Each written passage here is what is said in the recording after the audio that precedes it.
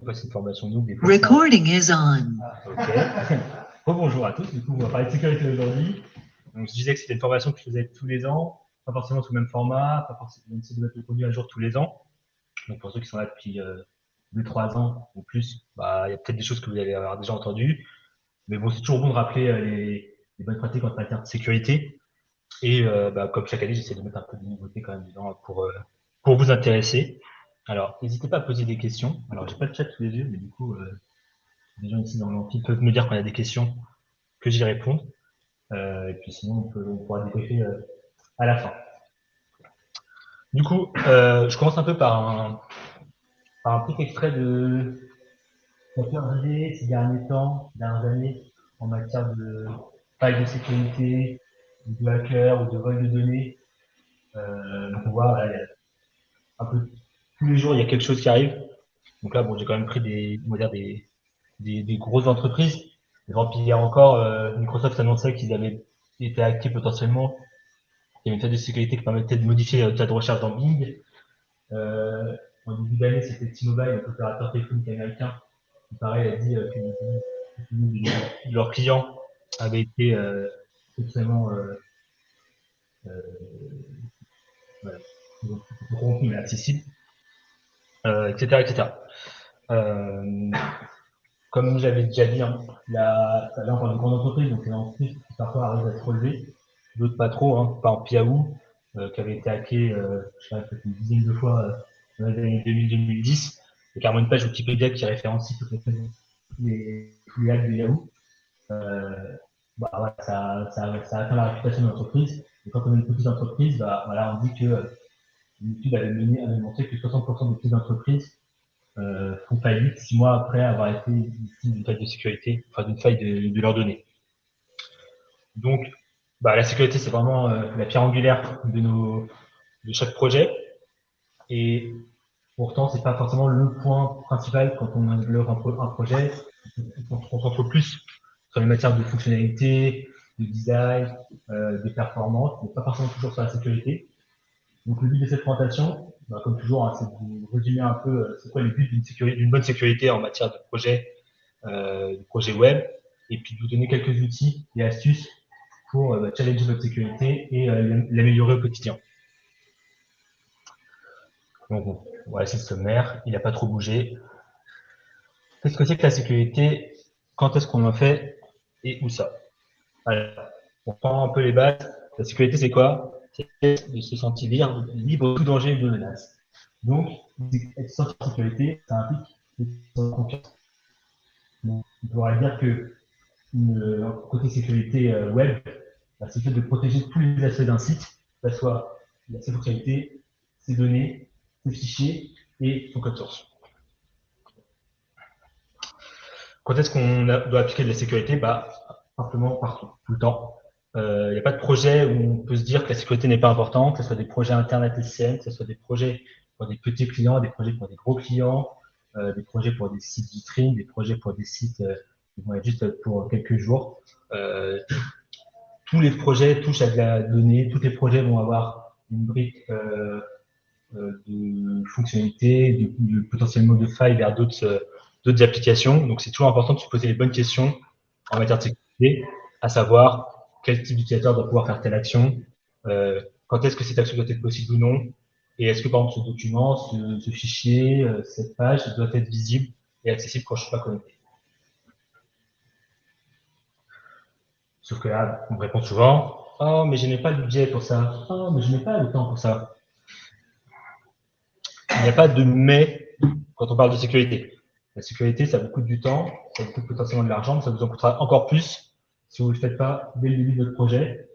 Et si ça arrive en fin de projet, une fois que tout a été développé et que votre application n'est pas forcément buildée pour être facilement sécurisée ou sécurisable. La sécurité, ça peut aussi impliquer votre modèle de données. Donc, plus vous l'anticipez, et mieux c'est. Parce que si, comme vous le savez déjà, hein, quand on doit modifier le modèle de données une fois que tout a été développé, bah forcément c'est un peu plus problématique.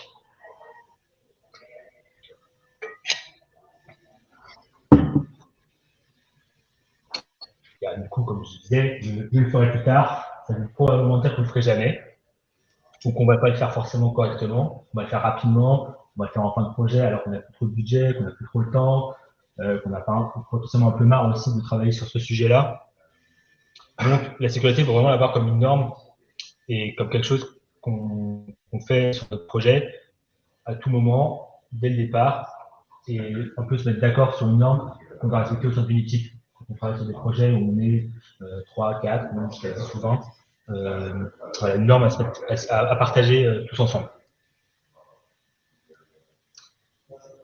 Back to basics. Donc quand on parle de sécurité, c'est un peu difficile de savoir vers quoi partir, de quoi parler, sachant qu'on n'a pas du tout tous le même niveau, la même expérience. On est pourtant tous concernés, qu'est-ce que soit notre niveau. Et du coup, l'idée, c'est de trouver un peu une liste de sujets un peu simples qu'on peut facilement comprendre les uns les autres et se partager. Donc ça tombe bien, il y a ce qu'on appelle le OWASP Top 10. Donc OWASP, c'est quoi? C'est une association, donc la Open Web Application Security Project, qui est en fait une communauté en ligne qui sonde des centaines d'entreprises, de sites internet, pour connaître un peu les failles de sécurité, les faiblesses qu'ils ont pu rencontrer durant les dernières années. Donc, ils sortent un rapport tous les 2 à 3 ans qui référencie les plus grandes failles qu'il peut y avoir au sein des sites internet et les regroupe du coup en termes de sujets de sécurité adressés. Et donc, le dernier, c'était en 2021, et il présentait du coup aujourd'hui ce rapport qui est différence qu'il y a pu avoir, donc la tendance qui peut se dessiner entre ce qui était en 2017 et ce qui est arrivé en 2021. Donc là, c'est tout le tableau, on va rentrer en détail après. Oui, il y a quelqu'un qui a son micro qui est activé encore. Non. Donc la première faille de sécurité, la Broken Access Control. Donc ça, c'est en fait quand on arrive à à passer du coup le contrôle d'accès, tu vois en modifiant une URL ou en modifiant directement dans le HTML certains attributs, c'est le fait du coup de pouvoir accéder à des choses auxquelles on n'est pas censé avoir accès. Comment on essaie de ça? C'est toujours du coup, par principe, refuser un accès à une ressource qui du coup donner en termes de est-ce que j'ai accès à cette ressource, plutôt de est-ce que je n'ai pas le droit d'y accéder. On est actif tout ce qui doit être en termes de listing des fichiers côté serveur, notamment avec les failles comme ça sont mises, on en parlera après. Et on log des accès, on essaie de bloquer les contrôles d'accès qui sont en échec. Donc, si quelqu'un essaie de se connecter 4-5 fois et qu'il échoue, il bloque son compte. Il essaie de donner une ressource qu'il n'a pas accès, pareil, on essaie de lever ces erreurs, savoir qui a essayé de faire cette action, quelle a capacité, pour se connaître, et du coup, après, pouvoir bannir aussi une certaine véracité, c'est ce que j'ai décidé aussi. Bon, après, du coup, j'explique voilà, pourquoi c'est le premier point le plus important en 2021, avec quasiment toutes les applications qui avaient été implantées ont été exposées à ce type de problème. Et du coup, en tout, je parle de quelques exemples, on va dire, en vie réelle qui est arrivé. Et puis, il y a Facebook en 2015, où, en fait, sur le page business de Facebook, je pense que quelqu'un a vendu son micro qui a activé. Monsieur Jean-François Bujoli. Jeff, ouais, mais. Voilà. Ouais. Du coup, je disais, Facebook, on pouvait en fait s'auto-promouvoir administrateur, alors pas forcément de Facebook, mais d'une page de Facebook Business, et du coup, potentiellement pouvoir la modifier et faire un peu n'importe quoi avec. Donc, voilà, ça n'arrive pas forcément qu'il y a des petites boîtes, ça peut aussi arriver chez Facebook. Deuxième point, les cryptographic failures. Donc ça, c'est le fait d'avoir de la donnée sensible, mais qui n'est pas correctement protégée, correctement chiffrée. Là, ça parle notamment de tout ce qui va être RGPD.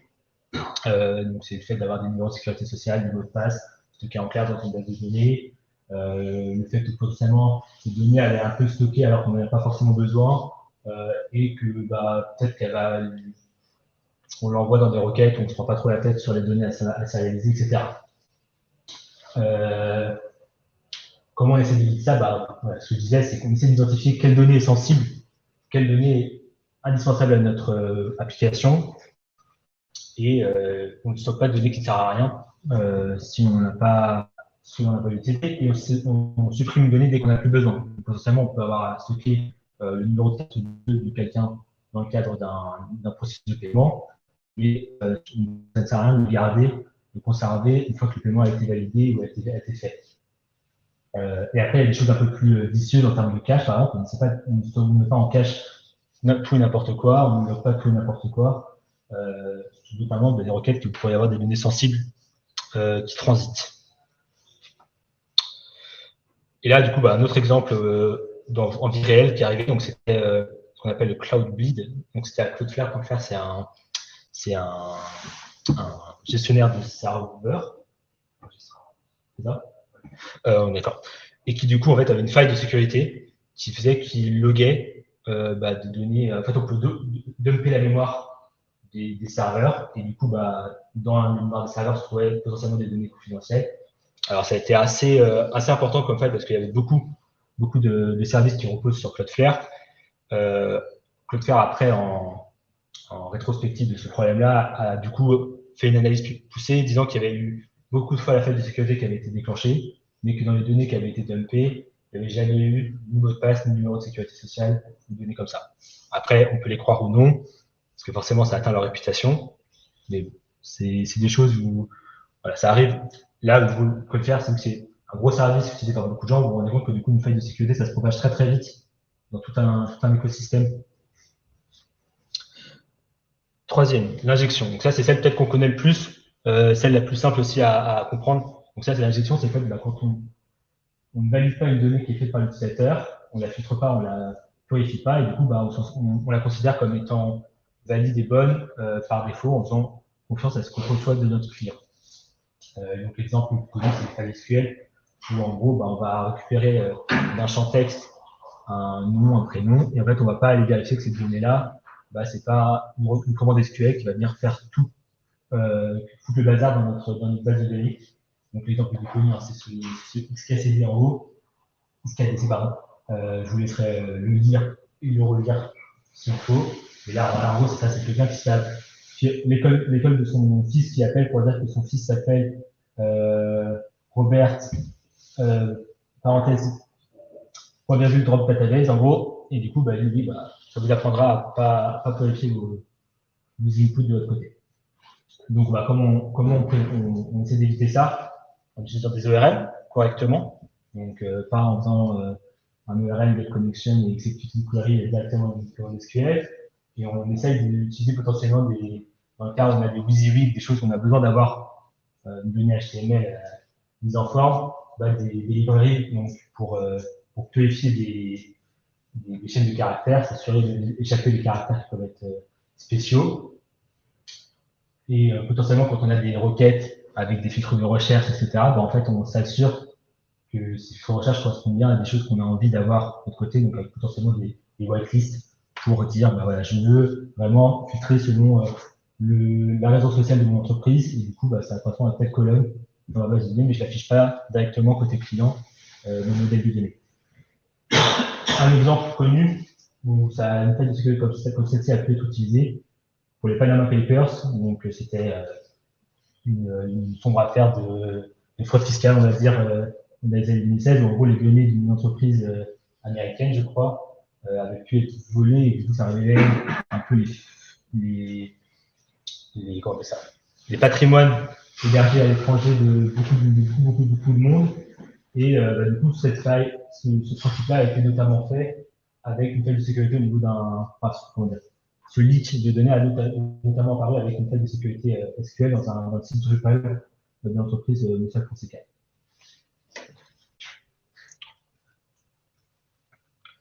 Insecure Design. Donc ça, c'était un nouveau point qui avait été soulevé dans le rapport de 2021, qui n'était pas présent dans les précédentes études de OWASP. C'est le fait de se dire que de comment notre application est faite et conçue, pas en termes de design visuel, mais en termes de conception, en fait, elle inclut des faiblesses et des failles qui fait que ça rend notre application non sécurisée.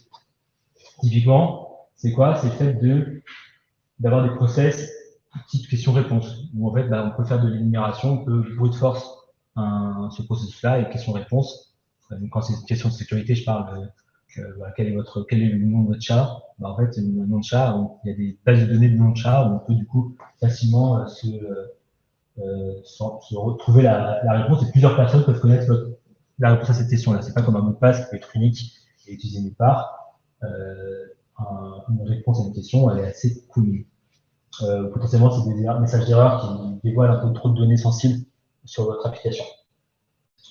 Comment du coup on pourrait faire ça? Là, du coup, c'est en sein de quand vous faites en place votre architecture, mais pas que l'architecture, mais en termes de conception de l'application, si votre client vous dit qu'il a envie d'avoir un principe de question secrète avec ce que je disais tout à l'heure, quel est le nom de votre chat, là, c'est à nous, c'est notre métier de dire ce processus-là n'est pas sécurisé. Pour générer un nouveau mot de passe, il faut fonctionner avec un lien envoyé par mail, ou il faut faire du 2FA, etc., etc. Et bien sûr, on va se reposer sur des architectures, on va dire, classiques, avec des frameworks, avec des paquets qu'on maîtrise, et où on sait que toute la chaîne de fonctionnement de logique est maîtrisée et où on a l'intégralité de la connaissance dessus. Un exemple connu de ce type-là, en fait, c'est ce qu'on appelle les scalpers. Donc, en fait, c'est quand il y a un produit qui est assez recherché, assez demandé. Donc, par exemple, là, l'exemple, c'est les cartes graphiques il y a 1 an ou 2. En fait, des bots d'ordinateurs pouvaient commander sur des sites internet directement tout un stock de cartes graphiques. Parce qu'en fait, les sites de e-commerce ne faisaient pas forcément en sorte de ne pas pouvoir être commandés en masse par des bots avec du style de la vérification avec le côté bancaire, etc. On pouvait passer commande facilement de 10-20 cartes graphiques. Et du coup, dans quelques minutes, des stocks étaient pris par des gens qui après allaient la rendre beaucoup plus cher sur le marché alternatif. Toujours pas de questions? Ok. On passe à la suite. Mauvaise configuration de la sécurité. Donc ça, bon, c'est assez classique. C'est le fait de se dire que notre donnée, elle est mal sécurisée à travers les différentes parties de notre application. Ça peut par exemple être un Amazon S3. Donc Amazon S3, c'est comme un Google Drive, mais du coup, ce qu'on appelle un bucket. Donc c'est un panier dans lequel on va mettre nos fichiers. Et ce bucket-là, il doit être sécurisé. Soit il est accessible au public, soit il est accessible que par un certain nombre d'autorisations. Et souvent, par défaut, on ne va pas se prendre la tête, on va peut-être le laisser en public et on va se rendre compte qu'il est accessible ailleurs, etc. Souvent, pareil, c'est des fois on a des fonctionnalités qu'on a activées, qu'on n'a pas pensé à désactiver, ou des choses qui nous servaient à pas. Par exemple, des ports qu'on a laissés ouverts sur notre serveur, parce qu'on s'est dit, pour ça au moins je ne me coupe pas la tête, je mets les ports sont ouverts. Alors, pas de problème, et finalement on laisse le port de la base de données ouverte, et du coup, boum, on peut aller accéder à notre base de données. C'est quelque chose qui est arrivé plus d'une fois à des gens ici. Ils se reconnaîtront. Et par exemple, classique, pareil, les comptes par défaut qu'on laisse activer et des stack traces qui dévoilent un peu trop le détail des informations du code. Là, sur ça, il y a tout un tas de choses à faire. Hein. Le fait de ne pas utiliser des fonctionnalités qui ne servent plus, des paquets qu'on n'utilise pas. Donc ça, pour penser un peu à faire le tour sur nos projets. Des fois, on a des paquets qu'on a installés parce qu'on a commencé un développement qu'on n'a pas terminé. Ou bien on est reparti d'un autre composeur JSON sur un projet où on avait l'habitude de travailler. Penser à faire le tour de ça. Et après, tout ce qui est déploiement continu, là, le but, c'est quoi? C'est qu'en fait, le déploiement continu, on va essayer de minimiser notre effort en utilisant les environnements de test et de prod de façon commune pour limiter notre effort à devoir générer des mots de passe, générer un déploiement de façon plus simple et éviter de faire des erreurs à chaque fois qu'on redéploie un environnement. Là, du coup, un exemple connu, donc Accenture, que les gens connaissent aussi bien ici. Là, du coup, c'était typiquement des informations qui étaient présentes dans des informations sensibles qui étaient dans un bucket S3 et en fait qui étaient publiques. Et du coup, une fois que l'URL du bucket S3 a été rendue, une fois que quelqu'un a réussi à mettre la main sur cette URL, c'était assez simple de parcourir ce qu'il y avait dedans et de mettre la main sur des noms de données de leurs clients. On continue avec la 6. Donc là, c'est fait d'utiliser des composants dépassés ou plus mis à jour. Donc ça fait un peu suite à ce que je disais tout à l'heure. L'idée, c'est d'utiliser des composants toujours à jour. Et donc, quand on a des composants plus à jour, c'est potentiellement des composants où il y a des failles qui n'ont pas été patchés. Et du coup, ça laisse à des hackers la possibilité de savoir que sur ce site-là, il y a un tel composant qui n'est pas mis à jour. Et du coup, il y a une faille de telle façon, et vous pouvez facilement corrompre votre site. Là, pour ça, c'est de faire composer update régulièrement, un yarn upgrade. Il ne faut pas avoir peur de faire ces manifs de mettre à jour nos dépendances. Plus régulièrement on le fait, plus le changement de dépendance est minime et moins il y a de risques qu'il y ait des régressions, des choses qui cassent. Attendez pas la prochaine version majeure de PHP pour dire que je fais un composer update. Vous allez vous en mordre les doigts. Évidemment, c'est de retirer tout ce qui est dépendance qui ne nous sert plus. Quand vous installez un nouveau paquet, une nouvelle librairie, essayez de chercher un paquet qui est mis à jour régulièrement. Donc, vous regardez sur GitHub le dernier commit, s'il date d'il y a 4 ans, 5 ans, c'est pas forcément super bon signe. On regarde le nombre d'issues sur GitHub, on regarde potentiellement les merge requests, il y a beaucoup de merge requests qui sont ouvertes ou pas. Même plus régulièrement, on regarde le nombre de stars aussi, on regarde qui a fait le paquet, est-ce que c'est une grosse boîte qui fait beaucoup d'open source, est-ce que c'est un mec un peu random sur Internet. N'hésitez pas, pareil, quand vous avez un doute, à en parler à votre lead dev, à un directeur technique, pour on va dire, attester un peu la confiance qu'on peut avoir dans tel ou tel paquet. Après, voilà, vous pouvez installer des pandas sur votre projet qui permet de facilement vous dire qu'il y a des mises à jour de vos paquets disponibles. Et du coup, un exemple réel, donc c'est quelque chose pareil qu'on en avait pas mal parlé en fin d'année 2021, la faille Log4j. Donc Log4j, c'est quoi? C'est une librairie qui était utilisée, fournie par la communauté Apache, et du coup qui était utilisée par beaucoup de services en ligne, style Amazon, OVH, etc. Et du coup, dans celle-là, il y avait une faille de sécurité qui a été, on va dire, qui était là présente depuis très longtemps, mais qui a été découverte en novembre 2021. Rapidement, Apache a mis à jour le paquet, mais du coup, ça a obligé tous ces services à travers le monde entier qui utilisent tel paquet qui est caché dans tel autre paquet qui est caché dans tel autre paquet, de mettre à jour leurs dépendances. On a eu beaucoup de clients qui nous demandaient de mettre à jour les dépendances à ce moment-là. Et sauf que forcément, il y a toujours, c'est tellement répandu, c'est sur des milliards de postes que c'est présent, qu'on sait très bien que ce genre de faille ne sera jamais patché entièrement. C'est un peu comme un virus, hein, ça se propage tellement vite que on a beau vacciner, on a beau mettre à jour les dépendances, ça va prendre tellement de temps qu'il y aura toujours des gens qui vont être concernés par cette faille-là, qui permettait du coup d'exécuter du code sur un serveur.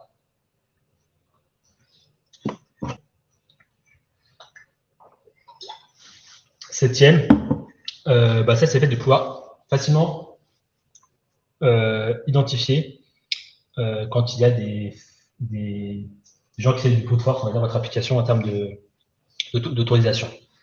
C'est quoi? C'est pareil aussi le principe d'avoir un process de mot de passe un peu faible au sein de votre application. Donc là, classique.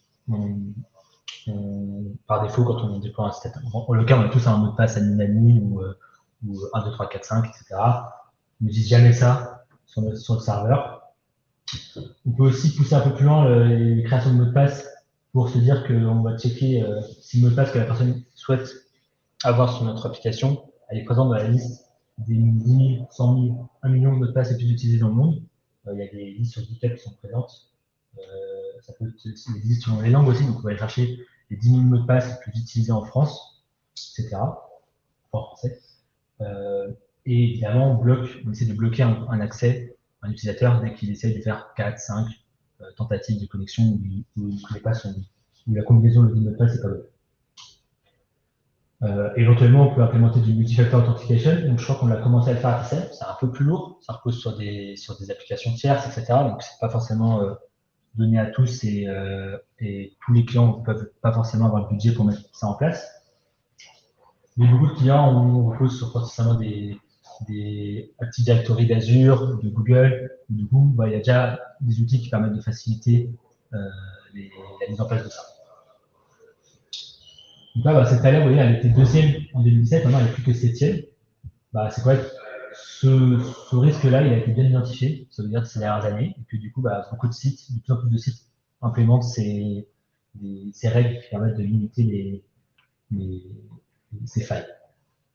Un exemple en situation réelle qui est arrivé, donc le département des finances je ne sais plus quel État américain, en 2012, où en fait, le processus de connexion, c'était le mot de passe par défaut de leur appli du système qu'ils utilisaient. Donc, autant dire qu'une fois que quelqu'un a essayé de se connecter, c'était assez simple de trouver le mot de passe. Et du coup, voilà, 387 000 cartes bancaires, numéros de cartes bancaires, plus de 3 millions de numéros de sécurité sociale ont été volés et du coup rendus accessibles ensuite. 8e, Software and Data Integrity Failures. Donc ça, en fait, c'est le fait de se reposer sur des données qu'on considère comme étant bonnes, sans trop chercher à la remettre en question. Donc ça fait suite un peu à ce que je disais tout à l'heure sur les paquets dépassés et l'injection. C'est un peu une combinaison des deux. Donc là, c'est quoi? C'est voilà, mettre dans le processus de review de notre code, de notre configuration, voilà, dès qu'on change une configuration, quelque chose, dès qu'on a fait un nouveau paquet, on va faire un contrôle, être sûr qu'on a bien que ce changement de dépendance qu'on a mis à jour, qu'il n'a pas d'autres impacts cachés derrière. Donc c'est peut-être un peu plus long à faire. Mais bon, on voit l'exemple qui est en dessous, SolarWinds. En fait, c'est quoi? SolarWinds, c'est une entreprise qui gère on va dire des parcs IT au sein de différentes entreprises. Elle développe un logiciel qui est utilisé par les parcs IT de beaucoup d'entreprises, notamment gouvernementales, des agences gouvernementales aussi. Et en fait, les hackers ont réussi à mettre en place au sein de leur application une nouvelle dépendance malicieuse. Donc en fait, c'est quoi? C'est un des paquets open source qu'ils ont dû utiliser. Ils ont fait peut-être ils ont réussi à mettre du code malicieux qui a ajouté tel dépendant. Donc ça peut être un mineur de Bitcoin, ça peut être un appel vers un service externe, etc. Et en fait, vu que ce logiciel est installé sur plein de parcs applicatifs, dans plein d'agences, eux, ils ont mis à jour leur logiciel sans trop chercher à comprendre. Et du coup, cette faille a permis du coup potentiellement de mettre en péril des agences gouvernementales comme le Patagone qui était client de SolarWinds. Pas sûr qu'il le soit toujours. 9e, on arrive bientôt à la fin, vous inquiétez pas.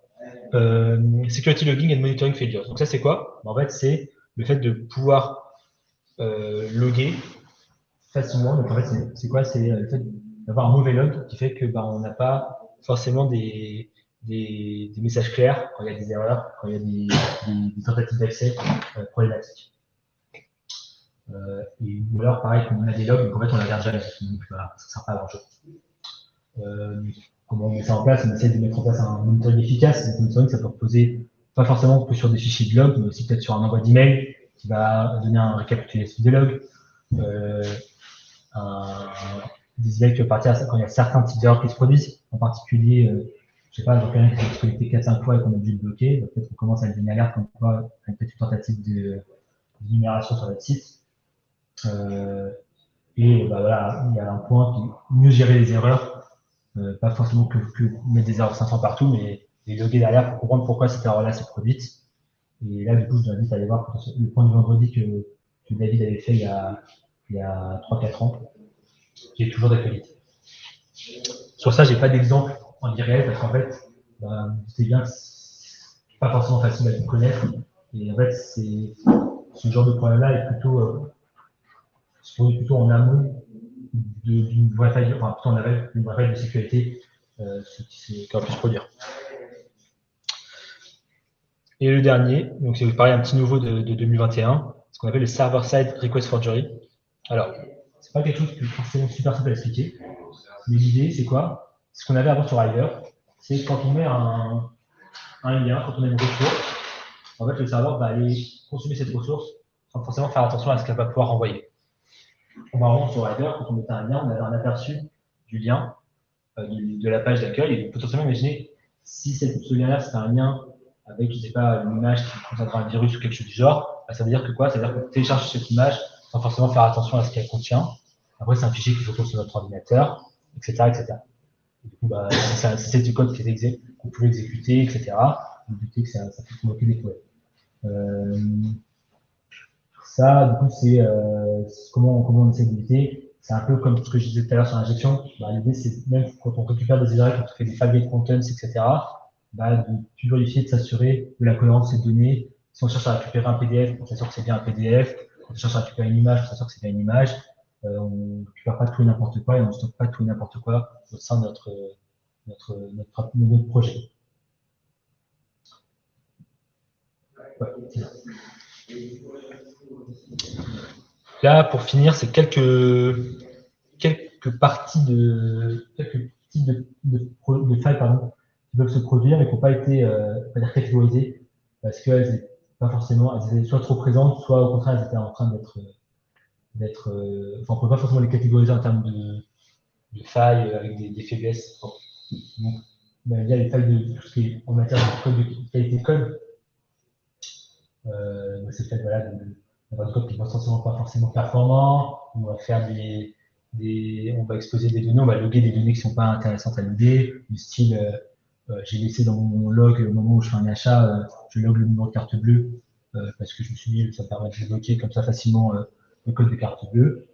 Donc là sur ça, c'est d'utiliser ce qu'on appelle des analyses de code statique. Donc c'est code sniffer, le HTML aussi, qui permet de vérifier qu'on n'a pas de code inutile, notre code il est assez performant, qu'on n'a pas de choses qui traînent trop. Les attaques de délit de service, ça, c'est qu'on a déjà, voilà, on connaît un peu tout ça. L'idée, c'est quoi? C'est de faire tomber un serveur en lui demandant beaucoup de choses en même temps. Comment on essaie de prévenir ça? Je résume. L'idée, c'est de donner un maximum de ressources, enfin, les ressources nécessaires pour qu'une application puisse tourner, et du coup de ne pas donner accès facilement à des ressources, des liens qui vont consommer beaucoup de ressources sur notre site. Typiquement, un lien pour télécharger un fichier, si le fichier est très volumineux, et que ce lien-là, je peux l'exécuter 10-15 fois en parallèle, sans être connecté, sans savoir que c'est moi qui ai déjà fait, enfin, sans que le site me dise que cette ressource-là est déjà en train d'être téléchargée par quelqu'un d'autre, etc. C'est-à-dire que je peux facilement bombarder un site internet de requêtes pour télécharger ce fichier-là en parallèle. Donc ça, bon, voilà, c'est des tests de performance, vérifier la mémoire de l'ordinateur, optimiser, mettre en cache des opérations qui prennent beaucoup de ressources, potentiellement les mettre de façon asynchrone pour les exécuter les unes après les autres. Voilà, s'assurer de l'autorisation pour accéder à des données importantes en termes de taille. Et le dernier, Memory Management Errors. Donc ça, c'est en fait, nos langages qui se reposent tous, enfin nos frameworks reposent sur des langages, qui reposent même sur certains d'autres langages plus bas niveau. Et tous n'ont pas la même ancienneté, les mêmes performances. Et du coup, voilà, il peut y avoir certains langages qui vont facilement montrer leurs limitations en termes de mémoire. Alors quand je dis facilement, c'est pas facilement en mode pour le commun des mortels, mais pour des gens qui ont fait des études dans la cybersécurité et qui cherchent à faire tomber votre site internet, pour eux, c'est très facile. Donc, c'est potentiellement d'utiliser des langages un peu plus modernes, un peu plus safe, donc Rust, Go par exemple, mettre à jour régulièrement les versions de PHP ou JavaScript quand il y en a, pas attendre toujours les versions majeures. Il y a souvent régulièrement quand même des nouvelles versions qui sortent. Mettre en place du typage important, essayer d'éviter tout ce qui est un peu mémoire et des parcours des algos qui vont être un peu trop feignants et qui vont consommer plus de mémoire que nécessaire. Donc là, maintenant, sur la troisième partie, on va parler un peu plus en détail du contrôle d'accès. On appelle le contrôle d'accès avancé. Il y a deux types de contrôle d'accès. Il y a le contrôle d'accès vertical, le contrôle d'accès horizontal. Alors, le contrôle d'accès, je rentre plus en détail. Après, il y a ce qu'on appelle le context dependent access control. Ça va être quand on un contrôle d'accès en fonction de quel moment on se situe sur un parcours. Donc, je vais plutôt détailler celui-là d'abord, après on parlera plus en détail des deux premiers. Celui-là, c'est quoi? C'est quand on a un processus d'achat sur une boutique, c'est d'accéder à un écran. paiement, bah, non, c'est pas possible. Donc ça, c'est ce qu'on appelle le contrôle d'accès context dependent. Donc le vertical access control, c'est quoi? C'est le fait de pouvoir accéder, du coup, c'est l'élévation de privilège, c'est le fait d'accéder à des ressources qui ne sont pas accessibles à d'autres types d'utilisateurs, enfin, qui ne sont pas censées être accessibles à mon type d'utilisateur présent. Donc c'est ce qu'on parlait tout à l'heure avec Facebook, Facebook Business, c'est le fait de pouvoir moi me faire passer pour un admin et du coup accéder à des ressources auxquelles je ne suis pas censé avoir accès. Donc là, voilà, l'exemple, c'est un administrateur peut modifier ou supprimer n'importe quelle information, n'importe quel compte utilisateur, mais moi, je ne peux pouvoir modifier que mes informations de mon compte à moi. Donc ça, c'est comment on le gère dans du code. Donc là, c'est l'exemple Symfony, mais bon, c'est toujours la même histoire. Hein. C'est avec le principe de rôle et de droit. Bah, du coup, sur toutes les routes qu'on va faire, on va dire que cette ressource-là, cette méthode-là, elle est pour tel droit, pour tel rôle. Et du coup, bah, si je n'ai pas ce rôle-là, si je n'ai pas ce droit-là, je ne peux pas accéder à cette ressource.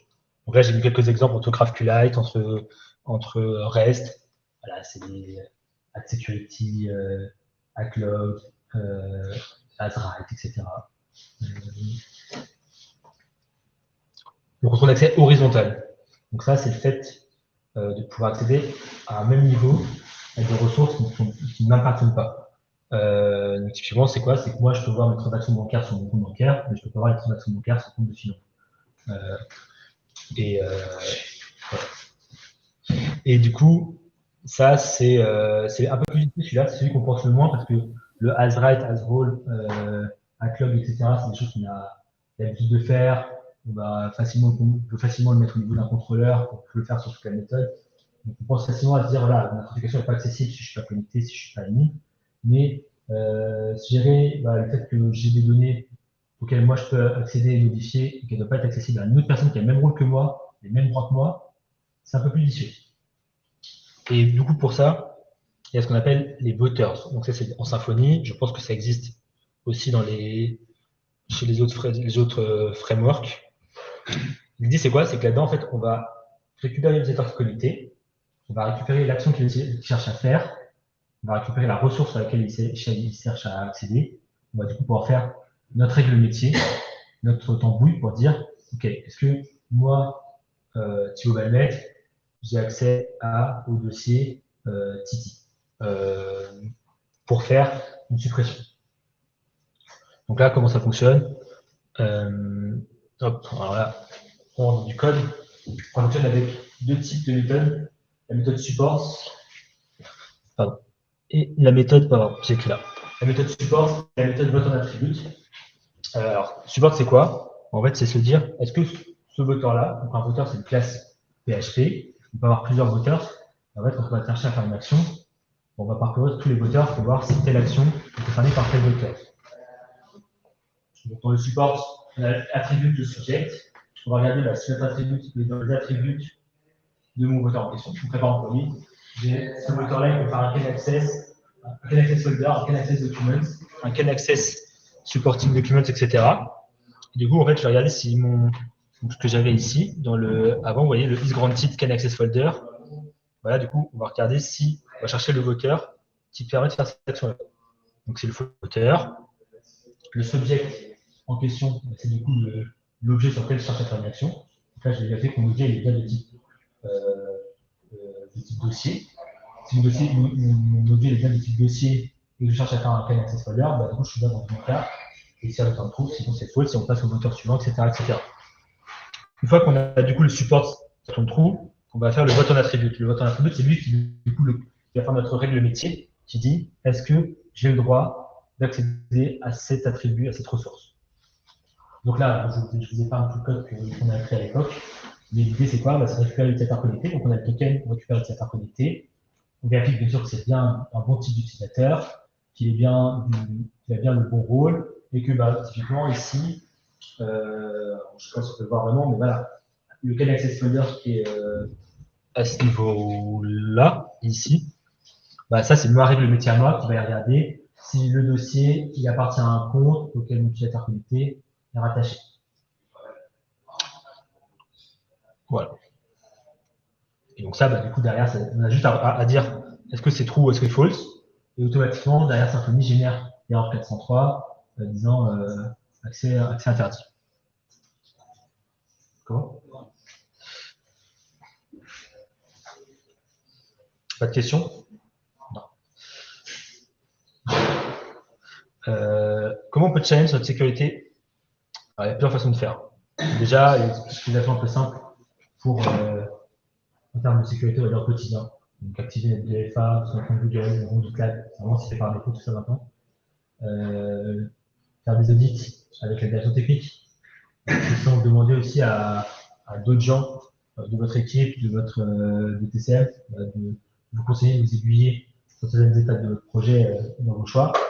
Pour tout ce qui est gestion de mot de passe, à l'époque, on avait la login machine, depuis la semaine dernière, on n'a plus. Maintenant, c'est ZooVault. Pour accéder à ZooVault, il faut demander un accès à votre DP. J'ai lui-même demandé un accès à Nicolas, qui lui donnera accès. L'idée, c'est de pouvoir stocker dedans les mots de passe de vos applications, pouvoir les partager du coup après au sein de votre projet, pour pas qu'il y ait des problèmes le jour où vous partez en vacances et que il se passe quelque chose sur le site internet et que vous pouvez accéder. Donc éviter de les stocker dans un fichier sur un Google Drive, éviter de les envoyer en clair sur Click, éviter de les avoir sur un faux post-it sur tout votre écran. Tout ça, c'est pas ouf. Éviter aussi de partager les comptes qui sont en ligne. Pas les donner ça. Ce que dit Nipa, éviter de partager votre compte. Facilement, disant, voilà, je t'envoie mon adresse, mon mot de passe, et tu te connectes avec mon compte, tu ne prends pas la tête. Il y a aussi du coup le fait de mettre à jour régulièrement votre ordinateur, votre navigateur internet, de dérouiller votre ordinateur pour vous absenter. Et après, on va dire, concernant nos projets, il y a ce qu'on appelle les audits de sécurité. Donc la direction technique de TCM, elle fait des audits en début de projet, au milieu de projet, potentiellement aussi à la fin d'un projet. Là, comme j'ai dit tout à l'heure, n'hésitez pas aussi à demander si vous avez des projets un peu anciens, etc. On fasse un outil dessus. Ils seraient contents de le faire, je pense. N'est-ce pas? Et après, voilà. Il y a aussi des sites en ligne qui permettent de facilement tester un site internet sur les failles de sécurité au WASP. Donc là, je vous ai mis Security Header, qui va un peu regarder si code site, alors ça ne va pas entrer dans le détail de votre code, évidemment, mais ça va regarder les quelques failles, si vous utilisez des codes qui n'est pas à jour, etc. Donc là, feedback. Donc là, je parle pour mon compte à moi. Je vous parle mon premier gros projet que j'ai fait à TCM, du coup, on partait de zéro. Et du coup, c'est le projet pour un client qui voulait totalement revoir son parcours client, utilisateur. Du coup, dedans, il allait y avoir des données évidemment personnelles qui allaient transiter, des documents d'identité, des fiches d'imposition, etc. Donc, je disais, un type de nouveau langage, enfin, plein de nouvelles techno pour moi, notamment Symfony, du coup, j'avais tous les voteurs, le principe des voteurs que j'ai dû découvrir. Et du coup, sur ce projet-là, le client, il a fait passer des tests de pénétration. Donc, ça appartient à un grand groupe qui, du coup, fait passer ce qu'on appelle les pen tests. C'est quoi? C'est en fait des gens qui vont venir sur votre site internet et vont essayer de voir quelles failles de sécurité sont possibles. Donc, ça va être des failles au niveau de la connexion, au niveau des fonctionnalités. Voilà. Donc, un peu faire tourner les règles WASP qui vont chercher à faire tourner votre site internet, ils vont chercher à voir s'il y a des données qui sont corrompues, tout ça. Au final, le test s'est assez bien passé parce qu'il n'y a pas eu trop de problèmes qu'on s'est relevés. Il y a des choses qui correspondaient effectivement à des failles de sécurité un peu classiques, du style des autos que je n'avais pas forcément bien activées dans Symfony ou dans Rapulate. Il y avait des remarques un peu intéressantes sur des fonctionnalités réelles de mon application. Uniquement la fonctionnalité pour se connecter, pour la fonctionnalité de mot de passe oublié. Donc, quand on fait le mot de passe oublié, on met un email. Et normalement, on indique si votre email est présent, on vous envoie un email, on vous a envoyé un mail avec un lien pour générer votre mot de passe. Sauf que entre le fait de vraiment envoyer un email et le fait de ne pas envoyer un email, ce que j'expliquais hier à la formation Noob, c'est que l'action d'envoyer un email, ça peut prendre une seconde à envoyer un email. Du coup, ça veut dire qu'un temps de réponse entre un email, enfin le cas où il y a vraiment un email qui est existant dans ma base de données et où du coup j'ai envoyé un email, et le cas où la personne n'est pas présente, je dis que j'ai envoyé un email alors que je ne l'ai pas fait, le temps de réponse n'est pas le même, et du coup, c'est-à-dire que ça permet de savoir si l'email en question est vraiment dans ma base de données. Du coup, je fais une opération, et du coup, expose mon application. Là, dans ce cas-là, soit on prend asynchrone en boîte email, comme ça, du coup, mon temps de réponse est le même qui est ou non email dans ma base de données, ou bien en fait, je fais un temps de réponse aléatoire entre 1 et 4 pour ajouter du temps, on va dire, dans le cas où il n'y a pas où l'email n'est pas présent dans ma base de données. Puis après, voilà, dans les pentests, évidemment, ça part des choses, on force des contournements sur des choses où on n'est pas forcément responsable nous, parce qu'en fait, on utilise directement un Symfony qui est à jour, un PHP qui est à jour, des librairies qui font bien le travail à notre place. Et du coup, tu vois, la production, on m'a dit que le cookie est très bien protégé.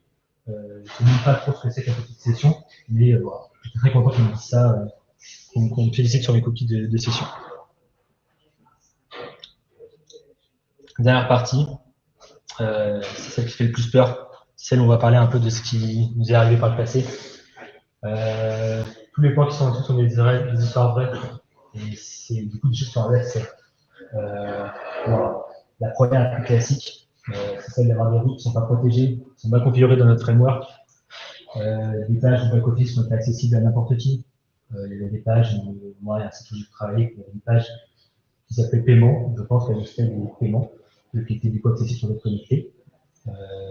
Donc voilà, ça, il y a des choses facilement à vérifier sur un site si c'est bien protégé. Hein. Il y a certaines applications où il n'y a aucun contrôle d'accès qui était fait. Donc, en fait, la personne se connectait, il y avait son nom, son prénom qui apparaissait, mais en fait, ça ne servait pas grand chose de se connecter au final parce que toutes les ressources étaient accessibles quand on n'était pas connecté. Ce que j'expliquais tout à l'heure, voilà, le port du base de données qui était exposé et qui du coup était accessible avec Docker parce qu'on l'avait laissé accessible pour pouvoir l'utiliser avec notre MySQL Workbench ou notre SQL Pro. On l'avait laissé en prod, c'est quand même super pratique de pouvoir accéder à sa base de données, de pré-prod et de prod sans se connecter au serveur, sans se prendre trop la tête.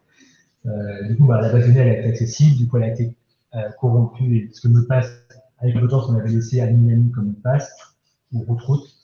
Du coup, potentiellement, c'était accessible. Pour les failles de sécurité WordPress, qui est exposé jusqu'à encore récemment, on n'en parle pas. Le point off qui est communiqué sur notre projet, qui du coup dévoile les variables d'environnement, et qui du coup, c'est impossible à supprimer une fois que ça a été. C'est très compliqué de le faire avec un site internet, une fois que ça a été mis en cache un peu partout. Et après, du coup, on a déjà été victime aussi des scripts, notamment avec WordPress, ce qu'on appelle les scripts PIDs. Donc, en fait, c'est quoi? C'est des scripts qui vont parcourir tout Internet pour chercher des sites qui sont sur telle version de WordPress, telle version de Drupal, où on sait qu'il y a des failles de sécurité. Donc, il y a eu beaucoup de WordPress, il y a eu quelques WordPress qui ont été, des gros WordPress publics, qui ont été hackés par des hackers souvent mal intentionnés pour mettre à jour la page d'accueil et afficher des messages pas forcément super sympa pour nos clients. Donc là, pensez à bien mettre à jour vos dépendances. Notamment, il y a un forum, Kevin et Firmware ont monté des failles de sécurité sur Drupal, sur WordPress pareil, faut faire attention. C'est des outils assez faciles pour monter des sites internet, mais qui du coup sont très visés, du coup très sensibles aux failles de sécurité. Est-ce que quelqu'un peut te confesser sur une histoire d'horreur à raconter en matière de sécurité? Ouais, j'en ai une. Vas-y. C'était pour un ancien client. C'est le client qui hébergeait le site sur l'intranet. Sauf que il voulait pas, c'était hébergé sur un Apache et on leur a demandé plusieurs fois. En fait, il y a des problèmes que vous remontez. En fait, c'est parce que le HT Access il n'est pas pris en compte. Non, mais on a demandé plusieurs fois, à chaque fois pas de réponse, pas de HT Access, jusqu'au moment où on leur a dit. En fait, il y a un truc qu'on vient de voir, mais si vous mettez le HT Access, ça va peut-être corriger un truc. C'est que là, actuellement, si vous tapez l'adresse de votre site /.env, il y a tout. Ouais, classique. Classique, c'est on en a parlé tout à l'heure. Hein, c'est le fait que les ressources sont toutes publiques. Effectivement, HT Access, ça peut être pas mal. Quelqu'un d'autre souhaite te confesser? C'est le moment, allez-y, hein, on ne juge pas. Une fois, deux fois, trois fois? Personne? Dac. Bon, du coup, on passe à la conclusion. La conclusion, c'est un peu on va dire, s'il y avait quelque chose à retenir, tout est écrit là-dedans. Donc la sécurité, bon, comme j'ai dit, ça concerne tout le monde et tous les projets. C'est vraiment, il ne faut pas l'avoir forcément comme juste le fait de le faire ou pas le faire. C'est un curseur à ajuster en fonction du temps qu'on peut avoir et ça fonctionne par couche. Donc il n'y a pas un moment où on fait trop de sécurité. C'est pas parce qu'on a un Hatlog qu'il ne faut pas mettre un Azrite, qu'il ne faut pas mettre de voteur, qu'il ne faut pas mettre derrière du FA, qu'il ne faut pas faire derrière une génération de mots de passe plus complexe. Ce ne sera jamais trop en matière de sécurité. Évidemment, on essaie d'utiliser un maximum de frameworks, de packages dans lesquels on a confiance, ce qui vont nous permettre de faciliter à la fois nos développements, mais aussi de nous donner un package de sécurité, tant nous personnellement, que aussi envers nos clients. On leur dit, bah voilà, on se repose sur tel package utilisé par telle entreprise et par tel nombre de personnes. Il ne faut pas avoir peur de poser des questions en matière de sécurité, de dire quand on ne sait pas faire, quand on ne sait pas comment ça fonctionne. Notamment, je dis ça pour les plus jeunes. Voilà, on a des gens à Tissel qui ont été confrontés à ça par le passé, qui sont confrontés encore à ça aujourd'hui, et on le fera aussi dans le futur. Donc, n'hésitez vraiment pas à en parler. Et voilà, comme je disais, tous les projets aujourd'hui sont concernés par les audits de la DT. Et si jamais vous êtes dans ce terrain, n'hésitez pas à en demander et à vous rapprocher auprès de soit votre DP, soit auprès de Kevin. Merci à vous.